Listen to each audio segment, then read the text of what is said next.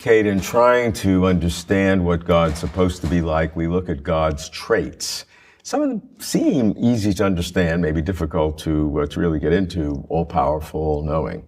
But when we talk about that God is good, which is sort of a platitude of sorts, what is in that? It's hard to measure that in the same way we have power and knowledge. What is God's goodness? What does that mean?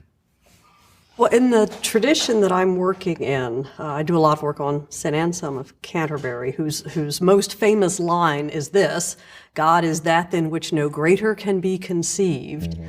In that tradition, the question is a little bit problematic because in that tradition, God's goodness and his omniscience and his omnipotence and his mercy and his justice, that they're all really the same thing. So, so in from our perspective, in specific areas, you could say, what does it mean? How good is God in terms of justice? And then, of course, the answer would be, well, perfectly just, right? That than which no more just can even be conceived. And you'll run it that way for everything. Okay, that's a good first approximation. I understand the doctrine of divine simplicity where everything is the same thing. I'm trying to see what more we can learn here. So if I take something, omniscience, all knowledge, I can put a further description on that. I don't know if it can be realized in the real world, but I can put a description that all knowledge means knows everything. So anything that can be conceived of knowledge can be known. It's harder to do that for goodness. I can't put the same quantitative maximization. I can't maximize the goodness parameter like I can knowledge. Oh, okay. That seems like a fair comment, that there's things that seem amenable to quantification, power and knowledge, and goodness doesn't. Because goodness has various components, none of which seem to have that absolute. So you have all these gradations that we think are good, and mercy and justice and fairness and equity and compassion. These are all slight gradations of the same thing, and they move you in slightly different directions. Yeah, so now I'm racking my brain, how can we get a sort of divine quantity out of goodness? And I'm thinking, well, Anselm's move would be to say that our world actually is the best. God's goodness means he does the best, hence creating our world, and our world is the best world. So, there's kind of a quantity there, right? The quantity is everything. Everything in this world, as a collective.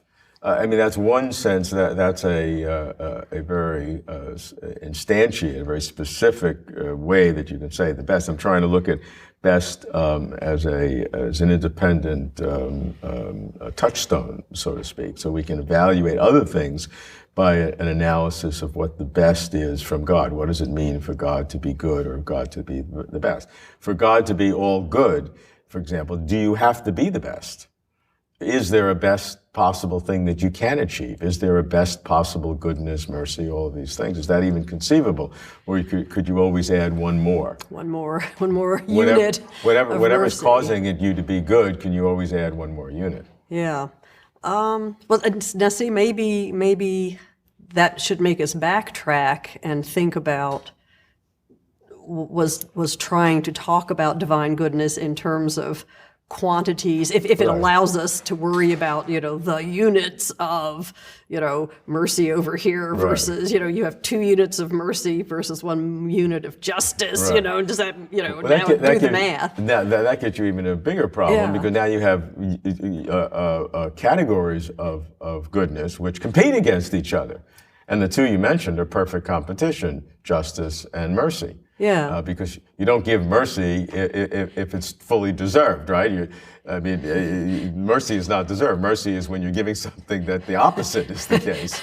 Yeah. So, how they balance each other is another way that goodness is measured. So if you have absolute stands in some way, now you have the complexity of this internal competition. Yeah, so maybe I shouldn't have, given in on the let's see if we can think in terms of quantity there. Maybe that's, and there's sort of an additional problem. I mean, omnipotence and omniscience, they're kind of easy, They have their own problems, but they seem less. But they're not. There's something. I'm just the first time I'm thinking about this. It's really interesting for me.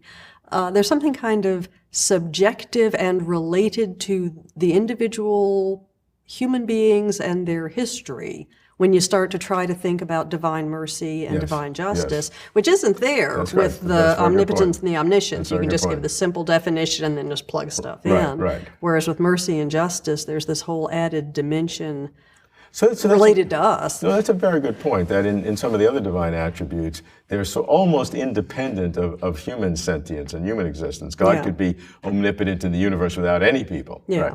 But with goodness, it seems that you need other sentient creatures. I mean, you could have God creating a good universe, but it seems like it's a weak goodness unless you have other sentient creatures. Well, and certainly with mercy and justice, right? There's got to be somebody to be merciful to, somebody to be just to. And planets and stars crashing into one another doesn't seem to need either mercy or justice.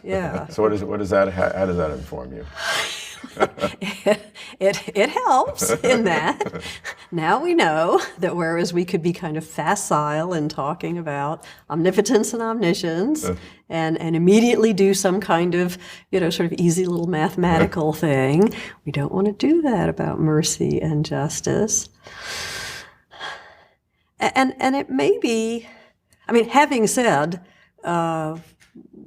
God is abundantly merciful and God is abundantly just, and that the very concepts of these goods of mercy and justice somehow reflect the ultimate transcendent good of the divine nature.